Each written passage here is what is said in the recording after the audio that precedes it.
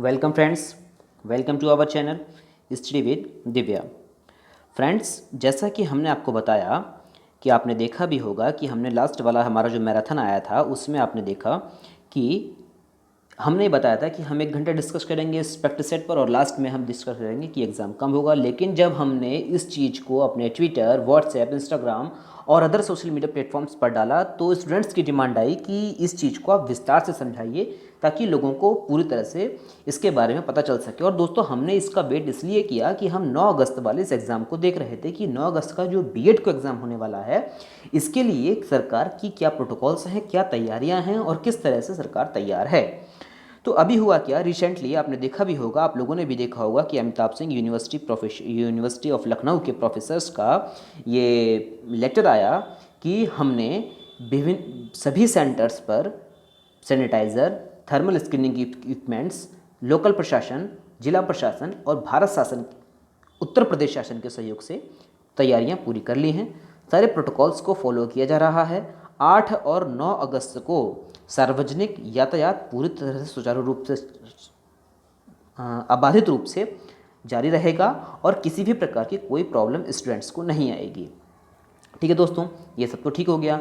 अब उसमें एक चीज़, यानी कि इसका मतलब ये हुआ कि उत्तर प्रदेश सरकार और यूनिवर्सिटी ऑफ लखनऊ की कोऑर्डिनेशन से 9 अगस्त को बीएड एंट्रेंस एग्ज़ाम कंडक्ट होने जा रहा है और इसके एडमिट कार्ड भी जारी हो गए हैं। हालांकि इसके लिए कुछ स्टूडेंट्स ने पिटिशन भी फाइल की हैं कि उन्होंने जो सेंटर्स हालांकि उन्होंने चेंज करवाए थे, जो सेंटर चेंज हुए हैं उसके बावजूद भी उनको वो सेंटर नहीं मिले जो उन्होंने डिमांड की थी, क्योंकि सेंटर्स दोस्तों लिमिटेड सेंटर्स हैं और ऑलरेडी वो सेंटर्स फुल हो चुके थे। तो कितने ट्रांसफ़र होंगे, कैसे होंगे, ये कुछ भी नहीं कहा जा सकता। दूसरी चीज़ ये है कि जो स्टूडेंट्स एक स्थान पर उस समय कोरोना से पहले, संकट से पहले रह रहे थे, यानी कि मार्च अप्रैल से पहले जहाँ पर स्टूडेंट्स रह रहे थे, वर्तमान में वो स्टूडेंट्स अपने होम डिस्ट्रिक्ट वापस आ चुके हैं। अब जब होम डिस्ट्रिक्ट वो स्टूडेंट्स वापस आ चुके हैं तो वो एग्ज़ाम देने कैसे यहाँ पहुँचेंगे। हालांकि आपने सेंटर्स चेंज करवा दिए हैं, लेकिन सेंटर्स इतनी पास भी नहीं बनाए हैं कि आपकी बच्चा वहाँ पर पहुँच सके। उसको ज़रूरी है कि वो सार्वजनिक यातायात को फॉलो करेगा। ठीक है दोस्तों, सार्वजनिक दो कंडीशन ये बनी। तीसरी कंडीशन ये बनी कि आपने एग्ज़ाम सेंटर्स को ही तो सैनिटाइज़ किया है। आपने जो थर्मल स्क्रीनिंग आप इक्विपमेंट्स रख रहे हैं, कोई बच्चा, यदि आप ये सपोज कीजिए कि कोई बच्चा अभी मान लीजिए कि हाई टेम्परेचर से आ रहा है और जब वो एग्ज़ाम सेंटर से पहुंचा तो उसका टेम्परेचर इतना है, यानी कि वो 100 को क्रॉस कर रहा है, 100 डिग्री सेंटीग्रेड को क्रॉस कर रहा है वो थर्मल स्क्रीनिंग के अकॉर्डिंग आपका, और वो कोरोना इन्फेक्टेड नहीं है, लेकिन वो 100 डिग्री सेंटीग्रेड को क्रॉस कर रहा है और आपने उसको एग्ज़ाम देने से मना कर दिया। ऐसी कंडीशन में वो बच्चा क्या करेगा जब आप 9 अगस्त को उसका एंट्रेंस एग्ज़ाम लेने जा रहे हैं। पहली कंडीशन, क्योंकि दोस्तों ऐसा बैंकों में और विभिन्न सार्वजनिक स्थानों पर देखा जा रहा है कि बैंकों में लोग पहुंच रहे हैं, वो गर्मी से आ रहे हैं, तो उनका टेम्परेचर ऑलरेडी इतना बढ़ा हुआ है कि वो 100 डिग्री सेंटीग्रेड के ऊपर जा रहा है और वो बैंकों में नहीं जा पा रहे हैं, अपना पैसा नहीं निकाल पा रहे हैं। ठीक है, तो ऐसी कंडीशन अगर वहाँ बनेगी तो क्या होगा। दूसरी कंडीशन, कोई व्यक्ति इन्फेक्टेड है और वो एसी गाड़ी में बैठकर, अपनी पसंद गाड़ी करके बैठकर आ रहा है और वो इन्फेक्टेड है। जब वो वहाँ पर पहुँचा तो आपको पता है कि इसकी इन्फेक्शन की जानकारी आपको 8 से 10 दिन बाद पता चलती है।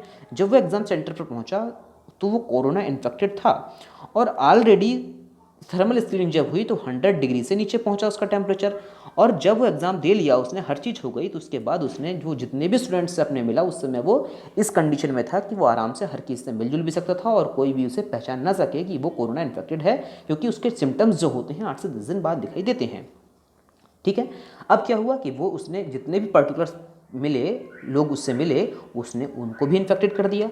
दूसरी चीज़, आपने उबर, ओला और सार्वजनिक यातायात की भी पर्टिकुलर कंडीशन दे दी है। अब ये हो सकता है कि जिस बस में वो बैठकर आ रहा है, आसपास उसकी सीट पर बैठने वाला पर्सन भी, वो भी कोरोना इन्फेक्टेड हो, ये भी हो सकता है। तो वो अगर इन्फेक्टेड हो गया तो एकदम से तो उसके सिम्टम्स दिखाई देंगे नहीं सेंटर पर पहुंचने के बाद, ना ही थर्मल स्क्रीनिंग एकदम से शो कर देगी, क्योंकि वो सिर्फ टेम्परेचर ही नाप सकती है। तो अब उसकी कंडीशन कैसे पता चलेगी वो कोरोना इन्फेक्टेड है कि नहीं। तो अब इसके लिए कुछ भी सरकार ने कोई भी गाइडलाइंस इसके लिए अभी तक जारी नहीं की हैं, और सरकार सरकार के लिए तो हम नहीं कह सकते, क्योंकि यूनिवर्सिटी ऑफ लखनऊ इसके लिए कंडक्ट करा रही है। अब ये पता नहीं कि क्यों इतनी जल्दीबाजी में एग्ज़ाम कंडक्ट हो रहा है। हालांकि WHO ने कह भी दिया है कि कोरोना इतनी जल्दी से भागने वाला नहीं है और हमें इसकी आदत डालनी पड़ेगी। लेकिन हाँ, इसकी आदत हमें तभी डालनी चाहिए कि जब कुछ ऐसी चीज़ें हमारे पास आ जाएं कि हम इससे लड़ सकें। अभी तो हमारे पास पर्टिकुलर वैक्सीन ही नहीं है। ठीक है दोस्तों, तो ये हुई एक पक्ष की हमने बात की कि इस एग्ज़ाम को लेकर क्या क्या दिक्कतें आ सकती हैं और क्या क्या दिक्कतें नहीं आ सकती हैं और सरकार कितनी तरह से तैयार है इस एग्ज़ाम को लेने के लिए। ठीक है, अब चलते हैं हम दूसरे पक्ष की तरफ।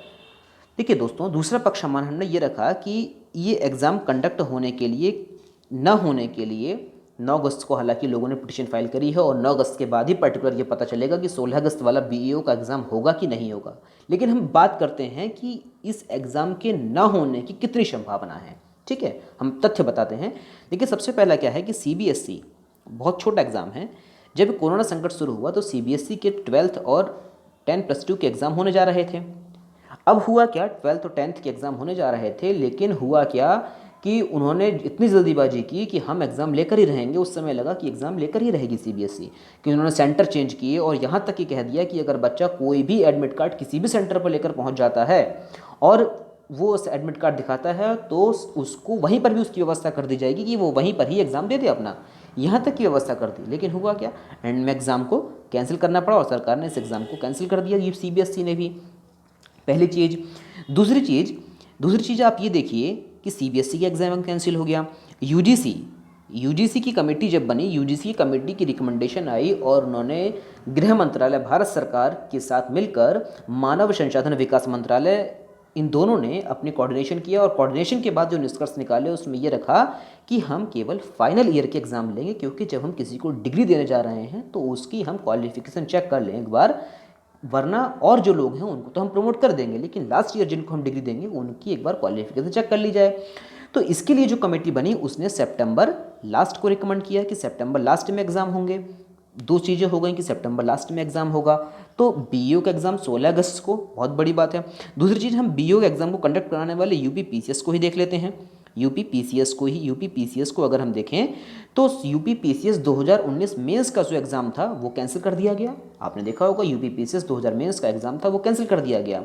तो ये 16 अगस्त को BEO का एग्ज़ाम जो UPPCS ही लेता है, इसके भी टलने की क्या संभावना है अभी कुछ पूरी तरह से नहीं पता। लेकिन 9 अगस्त को B.Ed वाला एग्ज़ाम, ये बिल्कुल आपके लिए, ये समझ लीजिए अगर ये एग्ज़ाम कंडक्ट हो गया और ठीक ठाक इसका परफॉर्मेंस रहा तो 16 अगस्त को एग्ज़ाम कंडक्ट होगा। जितने भी आप ये वीडियो वगैरह देख रहे हैं वो कोई भी तथ्य या प्रमाण 9 अगस्त वाला एग्ज़ाम आपको दे देगा पूरी तरह से। ठीक है, दूसरी चीज़ UPPCS का ही हम देखते हैं। UPPCS का 2018 जब UPPCS अपने नए पैटर्न का उसने एग्ज़ाम लिया UPPCS ने, और उसके बाद जब उसका मेंस आयोजित कराने का बात आई तो मेंस आयोजित कराने के लिए वो पूरी तरह से तैयार थी कि हम मेंस लेंगे ही लेंगे, लेकिन क्या हुआ, टालना पड़ा। और अब वो जो है मेंस वो जुलाई में उसने मेंस उसका शुरू किए। इसी तरह से अगर हम देखें तो BPSC जो बिहार पब्लिक सर्विस कमीशन है, बिहार पब्लिक सर्विस कमीशन के एग्ज़ाम भी अगस्त में होने वाले थे, जुलाई लास्ट में, उसने भी अपने एग्ज़ाम को कैंसिल कर दिया। UPSC के एग्ज़ाम जो कि 2 जून को होने वाला था, 1 जून को होने वाला था, वो ट्रांसफ़र होकर 4 अक्टूबर पहुँचा, 4 अक्टूबर को चला गया। कितनी आगे चला गया। दूसरी चीज़ कि IIT का मैं मानता हूँ कि IIT में इतने बड़े बड़े सेंटर्स होते हैं और स्टूडेंट्स की संख्या भी इतनी नहीं होती है, और उनके लिए अगर चाहें तो वो एग्ज़ाम तो तुरंत ले सकती है, क्योंकि IITs के लिए कोई बड़ी बात नहीं एग्ज़ाम कंडक्ट कराना। जिस तरह से UPPCS और यूनिवर्सिटी ऑफ लखनऊ इस तरह से पूरी तरह से अड़े पड़े हैं कि हम एग्ज़ाम लेंगे, तो IIT भी एग्ज़ाम ले सकती है। हालांकि IIT बॉम्बे ने ये घोषणा की कि हम 2020 में कोई एग्ज़ाम नहीं लेंगे और हम पूरी तरह से ये ऑनलाइन क्लासों के माध्यम से ही बच्चों की तैयारी करवाएंगे और 2020 के बाद ही हमारे एग्ज़ाम होंगे। ठीक है, तो क्या IITs स्टूडेंट्स की ज़िंदगी UPPCS और B.Ed एंट्रेंस एग्ज़ाम के स्टूडेंट्स से B.Ed एग्ज़ाम के अभ्यर्थियों से ज़्यादा महत्वपूर्ण है? सरकार, हालांकि मैं पता नहीं, मतलब सरकार के लिए इसमें कोई दोष नहीं है, क्योंकि यूनिवर्सिटी ऑफ लखनऊ का ये पूरा प्रोसेस चल रहा है, तो इसलिए इसमें उसी को ही जो कहना चाहिए वो है। उसको थोड़ा सा वो करना चाहिए, हालांकि स्टूडेंट्स ने डिमांड की है, देखिए क्या होता है। तीसरी चीज़ मैं आपको बता दूं कि चौथा पॉइंट्स मैं आपको बताना चाहूँगा कि चौथा पॉइंट्स नीट का एग्ज़ाम, ये नीट का जो एग्ज़ाम था ये भी जून जुलाई में होना था, और उसके बाद सितंबर आया, लेकिन उसके बाद भी टाल दिया गया। सितंबर में इसको रख दिया गया है, इस एग्ज़ाम को सितंबर में रख दिया गया है। यानी कि देखिए 2 से 3 एग्ज़ाम सितंबर और अक्टूबर में, क्योंकि यूजीसी का एग्ज़ाम सितंबर में, यूपीपीसीएस अक्टूबर में, और ये जो है इसका एग्ज़ाम भी नीट का एग्ज़ाम सितंबर में। यानी कि ऐसा, इसको देखकर, इन चीज़ों को देखकर ऐसा लगता है कि सरकार के पास कुछ ऐसे इनपुट्स हैं कि सितंबर तक हम कोरोना पर पूरी तरह से काबू पा लेंगे या कुछ हद तक काबू पा लेंगे, ठीक है। लेकिन दोस्तों कल ही आपने अगर खबर पढ़ी हो तो ये खबर आई थी जो वैक्सीन्स के बारे में थी, वैक्सीन्स के बारे में खबर आई थी कि वैक्सीन्स 15 अगस्त तक आ जाएगी। जो पहले आपने देखा था कि 15 अगस्त तक वैक्सीन आ जाएगी, लेकिन हुआ क्या कि उसके अगले ही दिन सरकार ने घोषणा की कि 15 अगस्त तक वैक्सीन आ तो जाएगी, लेकिन आम जन के हाथों में वो वैक्सीन नहीं पहुंच पाएगी। और कल ही क्या हुआ, कल ही एक खबर रिलीज़ हुई है, आपने देखा वो समाचार पत्रों में, तो उन्होंने ये कहा कि वैक्सीन सबसे पहले डॉक्टर्स और टीचर्स के हाथों में पहुंचेगी और आम जनता के हाथों में बाद में पहुंचेगी। दोस्तों टीचर्स को एग्ज़ाम नहीं देना, एग्ज़ाम तो किसको देना है, स्टूडेंट्स को देना है, और स्टूडेंट्स क्या है, एक आम नागरिक है, तो उसके हाथ में जब तक वैक्सीन नहीं पहुंचेगी तब तक आप कैसे कह सकते हैं कि वो वैक्सीन का पूरा लाभ ले पाएगा, ठीक है दोस्तों। तो ये कंडीशन ये बनती है। दूसरी कंडीशन अगर आप देखें ध्यान से, तो इसके पीछे सबसे बड़ा एक रीज़न मेरे सामने निकल कर आ रहा है कि इसमें कुछ लोगों का मानना ये है कि 9 अगस्त और 16 अगस्त वाले एग्ज़ाम को लेकर कुछ राजनीतिक हित निहित हैं सरकार के। तो इसके पीछे मैं ज़्यादा टीका टिप्पणी नहीं करूँगा, क्योंकि सरकार का राजनीतिक हित तब मानता जब ये सरकार इस एग्ज़ाम को कंडक्ट कराने के लिए स्वयं इसमें इंटरफेयर करती। हालांकि ये यूनिवर्सिटी ऑफ लखनऊ का पूरा एग्ज़ाम है और वही एग्ज़ाम इसको कंडक्ट करा रही है, तो इसमें सरकार को दोष देना या सरकार को घसीटना तो गलत है, क्योंकि यूनिवर्सिटी का ये प्रोसेस है पूरा, उसी के अकॉर्डिंग ये सब चीज़ें चल रही हैं। तो वो सब चीज़ें हैं, हालांकि ये सब चीज़ें तो बात की हैं कि राजनीतिक हित या क्या हैं या व्यक्तिगत हित हैं, लेकिन मेरा जो व्यक्तिगत अनुभव कहता है कि तो होना ये चाहिए, ये एग्ज़ाम आगे आपका बढ़ेगा और ये एग्ज़ाम बढ़ना चाहिए, ठीक है। दूसरी चीज़ कि एक चीज़ ये आ रही है निकल के कि अगर हम देखें कि क्या कि जो सरकार ने ये कहा कि WHO ने भी कहा कि ये इसका जो पीक जा रहा है वो ICMR की आपने रिपोर्ट देखी होगी या सुनी होगी कि नवंबर में ये पीक पर रहेगा। यदि नवंबर में ये पीक पर रहता है तो आप ये समझिए कि 16 अगस्त और सितंबर अक्टूबर में एग्ज़ाम कैसे कंडक्ट हो सकते हैं। तो बड़ी मुश्किल चीज़ है, क्योंकि ये आप लगातार ये भी खबरें आ रही हैं WHO की तरफ से भी और हमारे विभिन्न संस्थानों की तरफ से भी, गृह मंत्रालय की तरफ से भी, कि कोरोना अपने स्ट्रेन चेंज कर रहा है, लगातार उसकी गतिविधियां बदलती जा रही हैं। जो दवाएं हैं वो हम आज रिएक्ट कर रही हैं, कल वो रिएक्ट नहीं कर रही हैं। प्लाज्मा थेरेपी थी, प्लाज्मा थेरेपी भी फेल हो गई है। तो पर्टिकुलर जब हम किसी चीज़ की वैक्सीनेशन प्रोग्राम पर नहीं पहुंच पाए हैं तो हम कैसे किसी भी चीज़ को वो कर सकते हैं। तो क्या मतलब एग्ज़ाम लेना बच्चों की ज़िंदगी से या फिर किसी भी स्टूडेंट्स की ज़िंदगी से ज़्यादा महत्वपूर्ण है? ये सवाल मैं आप लोगों से पूछता हूं, और इस आधार पर मैं यह भी कह सकता हूं कि इसी आधार पर सरकार को ये एग्ज़ाम टालना पड़ सकता है, क्योंकि सरकार यहाँ पर अगर लोक कल्याणकारी राज्य की भूमिका निभाएगी तो सरकार को इस एग्ज़ाम को टालना चाहिए। और उत्तर प्रदेश सरकार को ये भी सोचना चाहिए कि उत्तर प्रदेश में जो भिन्न भिन्न स्थानों पर कंटेनमेंट जोन बने हुए हैं वहाँ से वो स्टूडेंट्स कैसे निकलेंगे। और आप देख रहे होंगे कि अभी भी वर्तमान में सैटरडे संडे आप देखते होंगे कि उत्तर प्रदेश में सैटरडे संडे वैसे भी लॉकडाउन रहता है, ठीक है। तो हालांकि अब उन्होंने कहा है कि सार्वजनिक यातायात और सेवा बस सेवाएं खुली रहेंगी। अब ये देखिए वो कहाँ तक बच्चे रिस्क ले सकते हैं, क्योंकि पेरेंट्स जब CBSE वाला एग्ज़ाम हुआ तो पेरेंट्स ने ये कहा कि अब बच्चों के ज़िंदगी से ज़्यादा महत्वपूर्ण है आपके लिए एग्ज़ाम लेना। सरकार भी फंस गई, बोर्ड भी फंस गया, एग्ज़ाम टाल दिया गया। UGC जो एग्ज़ाम सितंबर लास्ट में करा रही है, और यहाँ तक कि उसने ये कहा है, कुछ जो अखबार हैं उनको वो रिलीज़ खबर अच्छी तरह से नहीं कर पा रहे हैं, उसने ये तक कह दिया कि अगर कोई बच्चा इसमें एग्ज़ाम नहीं दे पाता है UGC वाला, तो उसके लिए हम आगे जब भी कंडीशंस उसके फेवरेबल होंगी तो हम उसके लिए एग्ज़ाम ले सकते हैं। तो ये भी कंडीशन है उसके लिए। और BEO 16 अगस्त वाला एग्ज़ाम और 9 अगस्त वाला BEd एंट्रेंस एग्ज़ाम, इसके लिए तो आप क्या कर सकते हैं, 9 अगस्त वाले एग्ज़ाम के लिए और 16 अगस्त वाले एग्ज़ाम के लिए BEO का जो एग्ज़ाम है इसके लिए आप क्या कर सकते हैं, क्या कोई कंडीशन है कि आप इसके लिए दोबारा एग्ज़ाम ले सकते हैं? नहीं। क्यों? क्योंकि UPPCS का पैटर्न है कि 5.5 लाख 6 लाख जो स्टूडेंट्स ये BEO में बैठेंगे तो वो कैसे अपने आप को बचा पाएंगे कोरोना संक्रमण होने से, और वो कैसे एग्ज़ाम दे सकते हैं। तो इसके लिए कंडीशन बन रही है कि इस एग्ज़ाम के लिए कंडक्ट होने का जो चांसेस हैं वो कम हैं। हालांकि 9 अगस्त वाला एग्ज़ाम है वो क्लियर कर देगा कि 16 अगस्त के एग्ज़ाम होने के चांसेस कितने हैं और कितने नहीं हैं।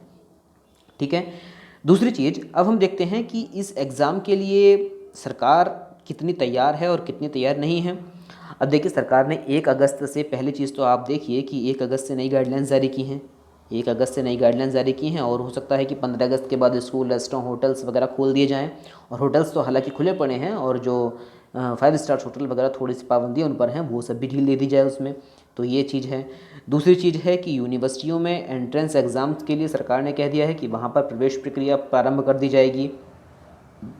ठीक है। दूसरी चीज़ कि स्कूलों के लिए ये कर दिया गया है कि कुछ छुट्टियों के जो कुछ दिन के लिए प्रोटोकॉल सरकार भी तैयार कर रही है, इसके लिए कुछ प्रोटोकॉल्स के साथ बच्चों को स्कूल बुलाया जाए, और उनको उस तरह की, मतलब उसमें सबसे पहले ये है कि आपको सैनिटाइजेशन की व्यवस्था समझाएं। इस तरह की व्यवस्था समझाने के लिए सरकार तैयारियां शुरू कर रही है कि स्टूडेंट्स को थोड़ा सा अवेयर किया जाए जो गाँवों में रहते हैं, और वो स्कूल उसके बाद जब अवेयरनेस प्रोग्राम एक बार चल जाएगा तो स्कूल पर्टिकुलर ढर्रे पर आने शुरू हो जाएंगे और स्टूडेंट्स स्कूल पहुंचने लगेंगे। इस तरह की तैयारियां कर रही हैं। लेकिन आज 1 अगस्त से ये गाइडलाइंस जो जारी हुई हैं, इसके लिए तैयारियां करते करते आपको लगभग 1 महीना, पूरे 15 दिन, 1 महीना लग सकता है पूरा। तो 16 अगस्त को एग्ज़ाम लेना, तो भाई देखिए, एक बड़ा मुश्किल चीज़ है कि 16 अगस्त को सरकार ये एग्ज़ाम ले ले। हालांकि अभी तक सरकार की तरफ से या फिर यूपीएससी की तरफ, यूपीपीसीएस की तरफ से कोई भी पर्टिकुलर गाइडलाइंस जारी नहीं की गई हैं, या कोई भी ऑफिशियल नोटिफिकेशन नहीं आया है। आप तैयारी ये समझ कर कीजिए कि आपको 16 अगस्त को एग्ज़ाम देना पड़ सकता है। और मेरा ये मानना ये है कि अगर 9 अगस्त को एग्ज़ाम हो गया तो इस एग्ज़ाम के कंडक्ट कराने के फिर भी 50% चांसेस हैं कि यूपी पीसीएस इस एग्ज़ाम को 50% ही कंडक्ट करा सकता है 16 अगस्त को, अगर ये 9 अगस्त का एग्ज़ाम हो गया। और 35% इसके चांसेस हैं कि ये एग्ज़ाम टल के ये जाएगा दिसंबर या जनवरी में। ये एग्ज़ाम आगे टल के दिसंबर या जनवरी में जा सकता है, या फिर इस एग्ज़ाम को कंडक्ट कराने के लिए ऑफिशियल कमेटी सरकार गठित करेगी कि एग्ज़ाम कंडक्ट कब होगा, क्योंकि बड़ा एग्ज़ाम है और स्टूडेंट की संख्या काफ़ी है। और ये एग्ज़ाम आप देख रहे होंगे कि लगभग मेरा मानना है कि 16 या फिर 10 से 15 साल के बाद ये एग्ज़ाम हो रहा है। तो बीएड अभ्यर्थियों की संख्या इसमें ताबड़तोड़ है, और लगातार इसमें विद्यार्थियों की संख्या जो है वो बढ़ी हुई है। तो 5.5 से 6 लाख का जो आंकड़ा है एक बार देखने को मिल रहा है। तो उसके लिए इतने बड़े आंकड़े, इतने बड़े स्टूडेंट्स को इतनी बड़ी संख्या में लोगों को मैनेज करना सरकार के लिए और यूपीएससी के, यूपीपीसीएस के लिए भी एक बड़ी चुनौती बना हुआ है। तो सरकार के लिए सिर्फ 50% चांसेस हैं कि 16 अगस्त को ये एग्ज़ाम होगा, और 35% चांसेस हैं कि एग्ज़ाम नहीं होगा। और उसके बाद 15% चांसेस ये हैं कि ये एग्ज़ाम 2021 में लिया जाए। ठीक है, ये एग्ज़ाम 2021 में लिया जाए, इस साल ये एग्ज़ाम हो ही ना। ठीक है, ये 3 चांसेस इसके लिए बन रहे हैं। 50% चांसेस हैं कि इस साल एग्ज़ाम हो जाएगा और 16 अगस्त को ही एग्ज़ाम होगा, और 35% चांसेस हैं कि ये एग्ज़ाम आपके लिए दिसंबर या जनवरी में खिसक जाए, और 15% चांसेस हैं कि एग्ज़ाम 2021 में जाए। दूसरी चीज़, अब कुछ लोग कह रहे हो कि ये एग्ज़ाम टला, ये तो हमने बात कर ली कि एग्ज़ाम कब होगा, या होगा भी या नहीं होगा। अगर दोस्तों ये एग्ज़ाम, क्योंकि तो हम यही मानकर तैयारी करेंगे कि 16 अगस्त तक एग्ज़ाम हो जाएगा। अगर ये 16 अगस्त को एग्ज़ाम हो भी जाता है तो कुछ लोगों की ये है कि वो क्या चीज़ पढ़ें, इतने कम समय में एकदम से कैसे तैयारी कर लें। तो क्या है दोस्तों, सबसे पहले तो आपको करंट अफेयर्स की जो बात आ रही है, करंट अफेयर्स एक सबसे बड़ा मुद्दा बना हुआ है। लोगों ने मुझसे काफ़ी पूछा कि करंट अफेयर्स कब तक की पढ़ें और कब तक की छोड़ें। ठीक है, अगर करंट अफेयर्स की बात आप लोग कर रहे हैं तो करंट अफेयर्स आप, ये अगस्त में एग्ज़ाम होगा तो आप जुलाई तक की, जुलाई का स्टार्टिंग के मुश्किल से 10 से 1 यानी फर्स्ट वीक का आप देख सकते हैं, और आपको जून तो पूरा ही देखना पड़ेगा, जून तक की करंट आपको देखनी पड़ेगी। और आपने अगर देखें तो आप मई तक की आपकी, मैं मानता हूँ कि आपकी मार्च अप्रैल तक की करंट तो वैसे ही तैयार होगी आपकी। अब मई में एग्ज़ाम होना था तो मार्च अप्रैल की करंट आपके लिए तैयार होगी। तो आपको 1 या 2 महीने की करंट अफेयर्स एक्स्ट्रा पढ़नी है, तो आप वो पढ़ लीजिए। कैसे पढ़ेंगे, उसमें केवल आपको चीज़ें देखनी है कि जो मोस्ट इंपॉर्टेंट पॉइंट्स हैं, जो बड़ी चीज़ें हैं, सिर्फ वही देखिए। जो बड़े फिनोमिनास घटित हुए हैं उनको वही देखिए, और आपकी जनवरी और वहाँ तक की तैयारियाँ पर्याप्त है और वो आपके लिए 80% जो मेरा मानना ये है कि जो पिछला जो चेंजेस होते हैं इसमें, तो यही देखा गया है कि 80% तो वहीं से पूछा जाता है जहाँ से एग्ज़ाम चेंज होना शुरू हुआ है, और 20% वो चीज़ रहती है जब तक एग्ज़ाम आगे होगा, क्योंकि दिखाना भी पड़ता है कि हाँ हमने यहाँ तक पूछा है। तो वो आप इसको सिर्फ वो चीज़ें देखिए जो बड़े बिग कैनवास पर घट चीज़ें हुई हैं, जो बिग कैनवास पर चीज़ें हुई हैं, आप उन चीज़ों को देख सकते हैं। इसके लिए सिर्फ 20%। पहले चीज़ तो ये हो गई। दूसरी चीज़, अगर आप इसमें देखें कि अब इतनी जल्दी क्या तैयारी करें, दोस्तों हमारा प्रैक्टिस सेट चल रहा है, प्रैक्टिस सेट 6 हमारा आ चुका है, आप उसको देखिए। वहाँ तक लगातार अगर आप प्रैक्टिस सेट कर रहे हैं तो आपकी मैं तैयारी मानता हूँ कि उस प्रैक्टिस सेट में से, क्योंकि यूपी पीसीएस के पैटर्न और बीईओ के अभी एग्ज़ाम नहीं हुए कि उसको प्रैक्टिस तैयार किए जाएँ, तो उसमें जो क्वालिटी रखी जा रही है वो सिर्फ वही क्वालिटी है कि जो यूपी पीसीएस पूछता है। और मैं मानता हूँ कि उसमें से यदि आपके 120 प्रश्न आ रहे हैं, 120 प्रश्न आपके एग्ज़ाम में पूछे जाते हैं, तो आपको 30 से 40 प्रश्न आपको उस प्रैक्टिस सेट में से जो हम करा रहे हैं उसमें से आपको देखने को मिलेंगे। ये मेरा दावा है। आप देखिए, आप ध्यान से देख के जाइएगा, क्योंकि हम 120 प्रश्न पूरे प्रैक्टिस सेट में कराते हैं और उनके साथ जब हम डिस्क्रिप्शन लेकर चलते हैं तो वो 120 प्रश्न कहीं जाकर आपके 200 तक हो जाते हैं, अगर आप डिस्क्रिप्शन को ध्यान से सुनते हैं और उस चीज़ को नोट करते हैं तो वो 200 तक प्रश्न पहुंच जाते हैं। तो ये चीज़ आपके लिए फ़ायदेमंद रहेगी। दूसरी चीज़, कुछ लोगों ने पूछा कि इसमें डीप में पढ़ा जाए। मेरे से कई लोगों ने ट्विटर पर मेरे से प्रश्न किए कि इसमें कितना डीप से चला जाए, कैसे करा जाए। इंस्टाग्राम पर लोगों ने कहा। तो देखिए, इसमें डीप आपको पढ़ने की ज़रूरत नहीं है, क्योंकि जो इसका एग्ज़ाम हो रहा है ये बीएड को, जब इसमें इन्होंने आधार माना है बीएड को, ठीक है, बीएड को इन्होंने आधार माना है। अब जब बीएड को इन्होंने आधार माना, क्योंकि बीएड वाले ही इसमें एग्ज़ाम दे सकते हैं, और ये एग्ज़ाम किसका है, खंड शिक्षा का अधिकारी का है, और एग्ज़ाम कंडक्ट कौन करा रहा है, यूपी पीसीएस। तो इसमें अब 3 चीज़ों को हमने क्या देखा कि बीएड वाला एग्ज़ाम, तो बीएड वालों के लिए आप क्या देखिए कि साइंस आपके लिए हो गई है, मैथ हो गई है, रीजनिंग हो गई है, ठीक है। आप अगर इन तीनों चीज़ों को देख कर जाते हैं, मैथ्स, रीजनिंग और साइंस को, मैथ, रीजनिंग और साइंस को, अगर आप जो देखिए दोस्तों, उसमें साइंस के स्टूडेंट्स भी हैं, आर्ट के स्टूडेंट्स भी हैं, तो कोई हताश होने की ज़रूरत नहीं है कि जिनको मैथ्स नहीं आती वो बेकार हो जाएंगे, ऐसा नहीं है। अगर जिसको मैथ, रीजनिंग और साइंस जिसकी तैयार है, तो ऐसा मान लीजिए कि 25% पेपर उसके हाथ में है, ठीक है, इसकी ये तीनों चीज़ें तैयार हैं, 25% पेपर उसके हाथ में है। दूसरी चीज़, अब आई बीईओ की बात, और बीईओ कंडक्ट कौन करा रहा है, यूपी पीसीएस। अब यूपी पीसीएस का जो ट्रेंड रहा है, और वो अभी तक जो उसका ट्रेंड रहता है, उसमें ये देखा गया है कि वो पेपर को इस तरह से लेकर चलती है कि इजी, मीडियम और हार्ड, इस तरह से चलता है। दोस्तों अगर देखिए आप कि अगर जो बीईओ का एग्ज़ाम वो रख रही है, तो बीईओ का एग्ज़ाम वो भी समझती है कि वो कोई इतना बड़ा एग्ज़ाम नहीं है कि उसने बड़े ना ही तो उसमें तैयारी करने वाले आप स्टूडेंट्स ले रहे हैं, बीएड को आधार मान रहे हैं, तो उसमें डीप नॉलेज लेने का मतलब है कि नहीं, कि मतलब मेरा मानना ये है कि डीप नॉलेज में ना ही पूछी जाएगी तो ही बेस्ट रहेगा। क्योंकि दोस्तों अब जैसे पहले उन्होंने एग्ज़ाम लिए अपने, तो उसमें जो हमने देखा कि उसमें ज़्यादा ये डीप में नहीं गए थे, सतही प्रश्न थे और करंट अफेयर्स से रिलेटेड प्रश्न थे, सतही प्रश्नों को उन्होंने पूछा था। अगर आप यूपी के विभिन्न एग्ज़ाम देख रहे होंगे तो वो एग्ज़ाम से आपको काफ़ी मदद से मिल सकती है। तो अगर आप इजी और मीडियम को ही पकड़ लेते हैं आराम से, तो आपका काम हो जाएगा, और डीप में जाने की ज़रूरत इस वाले हार्ड वाले प्रश्नों में होती है, जो जिनकी संख्या मात्र 5 से 10 होती है। 5 से 10 प्रश्न सिर्फ ऐसे होते हैं जिनकी हार्ड होते हैं। देखिए इनका रेशियो जो मैंने देखा इस तरह से रहता है। अगर आप हम ग्राफ बनाएं तो ये ग्राफ जाता है ये और ये।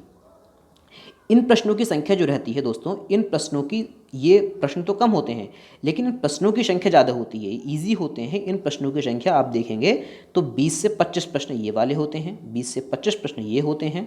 और अगर आप देखें तो इसको ये मान लीजिए आप, अगर आप यहाँ देखिए ये इस तरह से, तो इसमें क्या होता है कि 30 से 35 प्रश्न तो आपको ये देखने को मिल जाएंगे जो कि ईजी होते हैं। अगर आप यहाँ इसको ईजी बना दीजिए तो ये प्रश्न कितने रहते हैं, 30 से 35 प्रश्न ये रहते हैं जो कि ईजी वाले होते हैं, ठीक है। उसके बाद 20 से 25 प्रश्न जो होते हैं वो मीडियम साइज के होते हैं। मीडियम साइज का मतलब जो होता है ना कि हार्ड हैं और ना ही ईजी हैं, तो वो कितने होते हैं, 20 से 25 प्रश्न ऐसे होते हैं। और मात्र 10 से 15 प्रश्न ऐसे होते हैं 10 से 15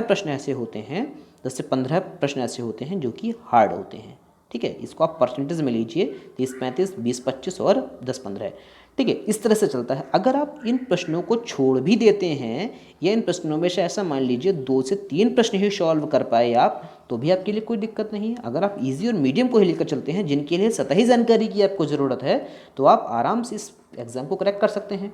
और करंट अफेयर्स और प्रैक्टिस सेट, और ये अगर आप तीन चीज़ों को ही कर लेते हैं, इसको छोड़ दीजिए। हार्ड के लिए आपको डीप में जाना पड़ेगा, और अब आपके लिए डीप में जाने का टाइम नहीं है 16 अगस्त को, अगर आधार माने हम तो आप अगर इन तीनों चीज़ों को ही देख लेते हैं तो इस एग्ज़ाम को आप आराम से क्रैक कर सकते हैं, बहुत आराम से। और इसके लिए किसी भी प्रकार के कोई नर्वस होने की आपको ज़रूरत नहीं है। और जैसे आपने देखा होगा कि इस एग्ज़ाम के लिए आप नॉर्मली जो आप पढ़ रहे हैं आसपास के, जैसे कुछ लोगों ने पूछा कि मैथ्स के लिए कितने प्रश्न रहते हैं, साइंस के कितने प्रश्न रहते हैं, या फिर रीजनिंग कितनी रहती है, इसमें रीजनिंग कितनी रहती है। दोस्तों देखिए, मैथ, साइंस और रीजनिंग ये सिर्फ इसलिए आधार बनाया गया है ताकि आपको बेसिक नॉलेज हो, ठीक है, क्योंकि बीईओ में कोई इतना बड़ा रोल नहीं है मैथ, साइंस और रीजनिंग का, लेकिन आपको सिर्फ इसके लिए इतना रखा गया है क्योंकि उसमें जीएस का मेन रोल है। बीईओ की अगर आप पोस्ट देखिए तो उसके लिए जो आपके लिए डिमांड की जाती है, वो डिमांड ये की जाती है कि आपके लिए जीएस आपकी मजबूत हो, लेकिन बेसिक नॉलेज के लिए ये मैथ, साइंस और रीजनिंग रखी गई है, सिर्फ बेसिक नॉलेज के लिए। तो अगर आप 10th की मैथ अगर आप आराम से कर रहे हैं, प्रॉफिट लॉस आप देख रहे हैं, आप अगर काम चाल वाले और समय वाले सवाल जो हैं, काम दूरी, काम चाल और समय वाले सवाल आप आराम से कर रहे हैं, वो कर पा रहे हैं, प्रॉफिट एंड लॉस कर पा रहे हैं, परसेंटेज सवाल आपके 1-2 सवाल कर पा रहे हैं, मुश्किल से मुश्किल आप देखेंगे तो मैंने जो ट्रेंड देखा है वो मुश्किल से 5 सवाल मैथ्स के, ठीक है, जो कई चीज़ों का वो देखा गया, 5 सवाल मैथ्स से, और 8 से 10 सवाल यहाँ से ले रहे हैं साइंस से, और 4 से 5 प्रश्न जो आ रहे हैं वो आ रहे हैं रीजनिंग से, जो ट्रेंड देखा गया है। ऐसा नहीं कि ये भी हो गया है किसी एग्ज़ाम में 10 सवाल मैथ्स के हैं, किसी एग्ज़ाम में 4 सवाल साइंस से हैं, किसी एग्ज़ाम में 8 सवाल इसी से हैं, तो ऐसा नहीं है। लेकिन जो एवरेज निकाला गया है वो एवरेज ये है कि 5 मैथ्स से, 8 से 10 प्रश्न साइंस से, और रीजनिंग से 4 से 5 प्रश्न। अगर आप इन, ऐसा मानिए कि 5, 10, 5, 15 और 5, 20 प्रश्नों को आप अगर साइड कर दीजिए, 120 में से 20 गए, 20 बचे, 100 बचे। 100 में से आपने जो 5 से 10 प्रश्न हार्ड वाले हैं वो निकाल दिए, कितने हो गया, 10, आप 90 बचे। 90 प्रश्न, 80 प्रश्न अगर आप कर पा रहे हैं तो आपकी दावेदारी 101%, 110% आपकी दावेदारी पक्की है इस एग्ज़ाम में। अगर आप 90 प्रश्न भी कर ले जाते हैं, 80 प्रश्न भी कर ले जाते हैं एग्ज़ाम में सही, तो आप ये मानिए कि आप 100% इस प्रीलिम्स के एग्ज़ाम में सिलेक्टेड हैं, ठीक है दोस्तों। तो कोई भी आपको नर्वस होने की ज़रूरत नहीं है, आप आराम से तैयारी कीजिए, और हमारे जो प्रैक्टिस सेट आ रहे हैं लगातार उनको देखते रहिए। डीप, उनको किसी भी तरह की आपको डीप में जाने की ज़रूरत नहीं है, आप उन चीज़ों को सिर्फ सतही जानकारी रखिए। अगर आप इनको सुनते भी हैं, बार बार अगर सुनते भी हैं ना, तो एक बार माइंड बन जाता है कि हाँ, ये सवाल हमने, प्रश्न आपने कहीं पढ़ रखा है। और दोस्तों मैं ये नहीं कहता कि आप मेरे ही प्रैक्टिस सेट देखिए, आप जितने ज़्यादा से ज़्यादा प्रश्न आपको देखने को मिले, आप इस दौरान अपनी तैयारी को सिर्फ प्रश्नों के माध्यम से तैयार कीजिए, मजबूत कीजिए अपनी तैयारी को प्रश्नों के माध्यम से, प्रैक्टिस सेट्स के माध्यम से। किसी बुकलेट, आप अगर बुक लेकर बैठ रहे हैं कि मैं पहले से हिस्ट्री पूरी तैयार कर लूँ, अब कि हिस्ट्री के जो मैंने इंपॉर्टेंट्स लगाए थे उसको देख लूँ, अगर हाँ आपने पर्टिकुलर शॉर्ट नोट्स बना रखे हैं तो आप शॉर्ट नोट्स देखिए, वो आपके लिए बेस्ट रहेंगे। लेकिन अगर आप शॉर्ट नोट्स नहीं बनाए हैं, आप जॉब करने वाले स्टूडेंट्स हैं, या फिर आप अभी तैयारी में लगे हैं, कुछ दिनों से पहले से तैयारी में लगे हैं, 2 महीने पहले तैयारी में लगे हैं, तो आप नॉर्मली प्रैक्टिस सेट देखिए, वो आपके लिए बिल्कुल इस एग्ज़ाम के लिए सटीक और बेहतर जानकारी तैयार के लिए आपके लिए उपयोगी साबित होगा। चाहे आप इस एग्ज़ाम को लेकर देख लीजिए और उन प्रैक्टिस सेट्स के क्वेश्चंस को देखिए, यूपीपीसीएस के पैटर्न्स को देखिए, आपको अंदाज़ा लग जाएगा, ठीक है। तो आप उन प्रैक्टिस सेट्स को तैयार कीजिए। सोर्सेज क्या हो, करंट अफेयर, अब कुछ लोग पूछते हैं करंट अफेयर्स का सोर्स क्या हो। देखिए दोस्तों, घटना चक्र भी आ चुकी है, अब तक तो घटना चक्र भी आ चुकी है, और जो भी पत्रिकाएं हैं, अगर आप मंथली कोई भी पत्रिका आप अगर ले रहे हैं, और तो आपके लिए वो बेस्ट है। और आप इस मई जून की करंट अफेयर्स की ज़्यादा परेशान मत होइए। अगर आप नॉर्मली न्यूज़पेपर रीडिंग करते हैं पर्टिकुलरली, तो आपके लिए कोई प्रॉब्लम नहीं होने वाली है। अगर न्यूज़पेपर रीडिंग ही आपकी चल रही है तो कोई प्रॉब्लम नहीं होने वाली है। और लेकिन जो शॉर्ट नोट्स बनाने वाले हैं उनके लिए तो द बेस्ट है कि वो अब कोई भी करंट अफेयर्स ना देखें आगे के लिए, ठीक है। 16 अगस्त वाला एग्ज़ाम अगर टल जाता है तो फिर से आपको तैयारी के लिए आप आगे की करंट अफेयर्स देखनी पड़ेगी, लेकिन अब आप ब्रेक लगा दीजिए, अब कोई करंट अफेयर्स ना देखिए और इसके लिए शेड्यूल के अनुसार आप अपनी तैयारी करते रहिए। ठीक है दोस्तों, तो मैं उम्मीद करता हूँ कि इस एग्ज़ाम को लेकर आपके जितने भी डाउट्स होंगे, क्लियरिटीज़ नॉट क्लियरिटीज़ होंगी, वो सब अब क्लियर हो चुकी होंगी। तो दोस्तों आप हमारे चैनल्स को सब्सक्राइब कर लीजिए और आगे अगर आपके लिए कोई भी डाउट रहता है तो आप हमें कमेंट्स कीजिए, हम पूरी जानकारी के साथ, तथ्यों के साथ आपको वो जानकारी फिर से प्रोवाइड कराएंगे आपको अगर कोई डाउट्स रहता है। दोस्तों आज की वीडियो में इतना ही है और हम विदा लेते हैं स्टडी विद दिव्या के यूट्यूब चैनल से। और आप इस चैनल को लगातार शेयर कीजिए, उस वीडियो को लगातार उन दोस्तों तक आप पहुँचाइए भी जो लोग इस एग्ज़ाम को हैं, बीएड वाला एग्ज़ाम देने वाले हैं या यूपी पीसीएस का एग्ज़ाम देने वाले हैं, ये वाला बीईओ का एग्ज़ाम देने वाले हैं, उन लोगों तक पहुंचा दीजिए ताकि उनके जो डाउट्स हैं वो क्लियर हो सकें और वो भी इस तैयारी में अपने लिए कुछ बेटर कर सकें, बेस्ट कर सकें।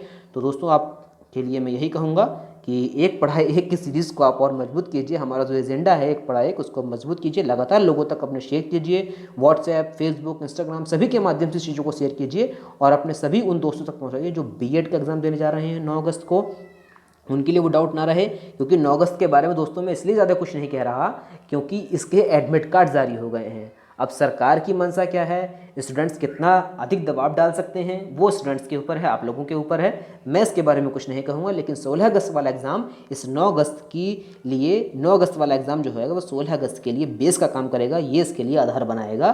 तो इसलिए दोस्तों आप लगातार हमारे साथ बने रहिए। 9 अगस्त के बाद हम फिर से एक वीडियो लेकर आएंगे, क्या होता है, कैसे होता है, उस एग्ज़ाम के बारे में आपको पूरी जानकारी प्रोवाइड कराएंगे। तो थैंक यू दोस्तों, thank you very much for discussion.